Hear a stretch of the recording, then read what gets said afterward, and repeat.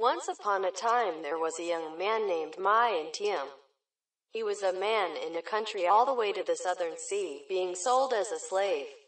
One day, he was transported to Hong Kong by traders. Mai in Tiem learned to speak Vietnamese very quickly. He remembers many things, knows many common sense things, and is very skilled. More and more the king loved, never leaving.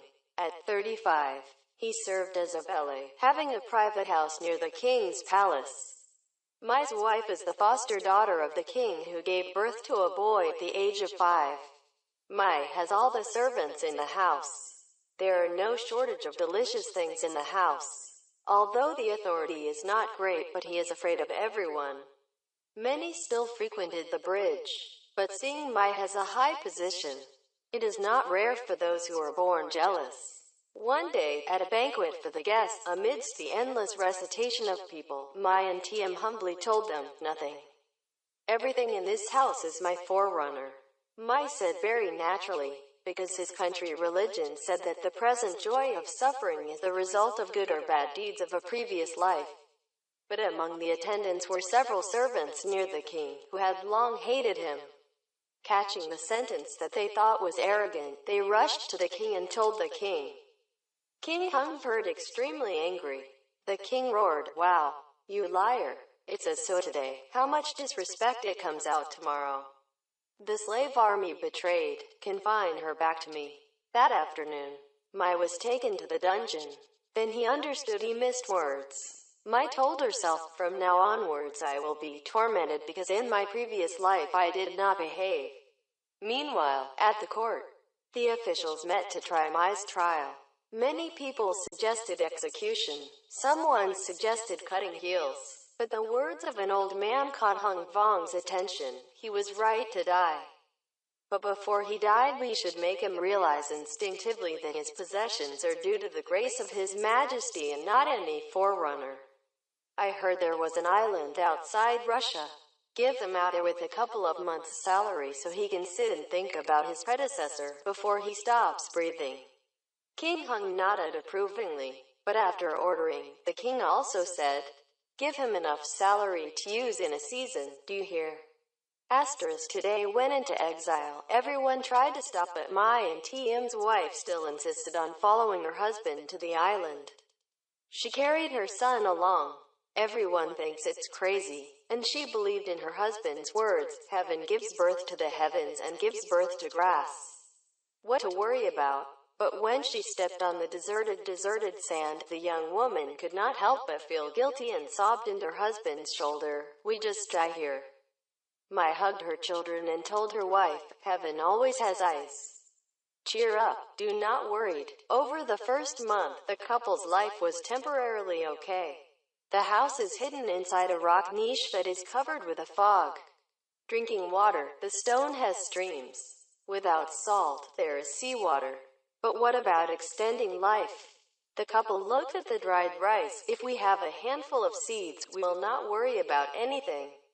Naturally, one day a large flock of birds flew from the west. Black beans peeking at a whole sand beach. Then they flew to the front of the couple and screamed, dropping down 5 and 6 seeds. Shortly thereafter from the seeds sprouted a kind of greenland vine spreading over the yard. Where the cows court, young green berries are sprouting. Shortly after that, the couple came to see what the fruit had grown like glowing, smooth green skin, round to the size of the head. Mai sprouted a fruit complemented to see intestine red, black seeds branch. Husband and wife together to taste a sweet and sweet bar. The more you eat, the cooler it gets to your gut. Mai shouted, "Oh, this is a strange, never before seen thing. Let's call it melon, because this melon is brought back from the west by the birds, from the mainland for us. Heaven feeds us." From that day the couple tried to plant more melons. They planned to eat melon instead of rice to avoid using nearly exhausted rice. One day, Mai and his wife came across a fishing boat straying to the island. After helping them repair the sail to return to the mainland, Mai also gave some presents to them for everyone to taste. Mai told them to transport rice in exchange for melons. Just a few days, the first boat came to anchor at the wharf, carrying out a lot of rice for the couple. The two sides wished. One side would take the rice and the other would put the melon into the boat. From then on, their meals were different. Sitting on a white rice cooker, slightly suspicious. Mai's wife hugged her children, muttering, "Heaven feeds us." Also from that day, the couple planted more melons. The result was a merchant boat, a fishing boat, and a lot of people who landed in the island to give rice, clothes, pig, chickens, hammer knives, and other seeds in exchange for melons. The people in the boat said to Mai, "Indeed, from the past, there has never been a melon so precious. In our region, everyone wished to taste a piece of this watermelon, no matter how much they exchanged. Unfortunately, that day people scrambled to buy melons for seeds. In just a few years, melons spread everywhere. The names of the couple Mai and Tiam were spread far and wide. People call religiously, Daddy Melon. Talked to King Hung one day to scold the official who was ignorant to build a house for a broken house. The king blurted out his mouth and lamented, "If only Mai and Tiam was not so bad." That day the king reminded him forever.